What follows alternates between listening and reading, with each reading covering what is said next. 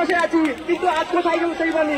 Please sir বলুন, আমরা রাজনীতি ঢুকছে স্যার, আমরা রাজনীতি ঢুকছে স্যার, প্লিজ স্যার বলুন, কোনটাই হবে স্যার, আমরা রাজনীতি ঢুকছে স্যার, বলুন বলুন স্যার, আমরা রাজনীতি ঢুকছে, আমরা কোথায় ছিলাম স্যার, প্লিজ স্যার, প্লিজ বলুন স্যার, আমি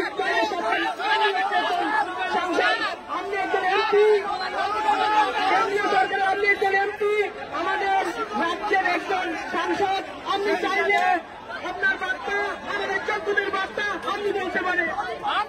প্রধানমন্ত্রী আমাদের যখন প্যানেলটা বাতিল হলো তখন উনি পশ্চিমবঙ্গে এসে জনসভায় বলেছিলেন কোন যোগ্য শিক্ষক শিক্ষিকার যাতে চাকরি না যায়, সেই জন্য যোগ্যদের পাশে উনি থাকবেন। সেই জন্য আমরা জানতে চাইছি মাননীয় সাংসদের কাছে উনি কি কি উদ্যোগ নিয়েছেন।